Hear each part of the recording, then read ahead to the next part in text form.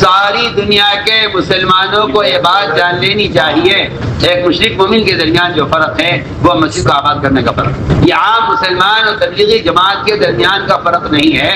یہ فرق قرآن نے مشرک مومن کے درمیان کا فرق بیان کیا ہے۔ یہ مشرک مومن کے درمیان فرق یہ ہے مشرکین یعمرون مساجد اللہ، کہ مشرکین مسجدوں کو آباد نہیں کریں گے۔ انما یعمر مساجد اللہ من آمن باللہ، کہ 100% مسلمان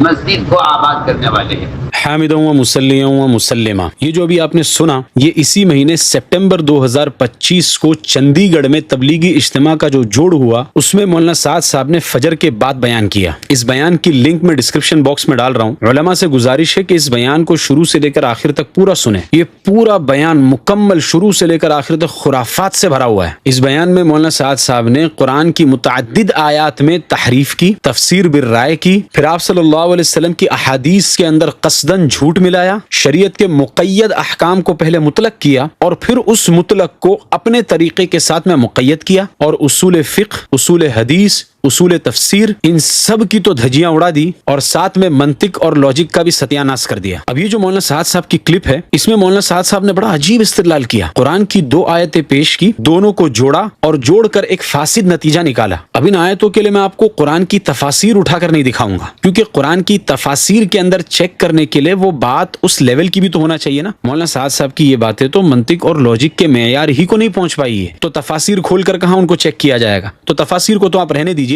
ہم صرف یہ دیکھتے ہیں کہ مولانا سعد صاحب کا یہ دعویٰ منطقی اعتبار سے اور لاجیکل گراؤنڈز کے اوپر کیوں بالکل بھونڈا اور غلط ہے۔ مولانا نے 2 آیتیں پیش کی، ما کان للمشرکین ان یعمروا مساجد اللہ، کہ مشرکین مسجدوں کو آباد نہیں کرتے، پہلی آیت، اور دوسری آیت انما یعمر مساجد اللہ من آمن باللہ، کہ مساجد کو آباد تو ایمان والے کرتے ہیں۔ اب اس صغرا اور کبرا کو ملا کر جو نتیجہ مولانا نے نکالا، اس نتیجے کو سن کر منطقی اور لاجیشنز اپنا سر پھوڑ لیں گے۔ نتیجہ کیا نکالا کہ دیکھو، ایک آیت میں یہ ہے کہ مشرکین مسجد کو آباد نہیں کرتے، دوسری آیت میں یہ ہے کہ مسجدوں کو آباد تو ایمان والے ہی کرتے ہیں، تو نتیجہ یہ ہے کہ مسجد کو آباد کرنے اور نہ کرنے میں جو فرق ہے یہ مومن اور مشرک کا فرق ہے۔ پھر آگے اس کی وضاحت بھی کر رہے ہیں کہ یہ عام مسلمان اور تبلیغی جماعت کا فرق نہیں ہے، یعنی مولانا سعد صاحب یہ کہہ رہے ہیں کہ ہم جو تبلیغی جماعت میں کام کر رہے ہیں اور مسجدوں کو آباد کرنے کی محنت کر رہے ہیں، اور دوسرے جو سارے مسلمان ہیں جو ہمارے طریقے پر مسجدوں کو آباد کرنے کی محنت نہیں کر رہے ہیں نا، تو یہ ان دونوں کا فرق نہیں ہے، یہ مومن اور مشرک کا فرق ہے۔ یعنی جو لوگ مسجدوں کو آباد کر رہے ہیں وہ تو اپنے آپ کو مومن سمجھیں، اور جو مولانا سعد صاحب کی ترتیب پر مسجد کو آباد نہیں کر رہے ہیں وہ اپنے آپ کو مومن نہ سمجھے، وہ مشرک سمجھے، یعنی پوری امت مسلمہ کو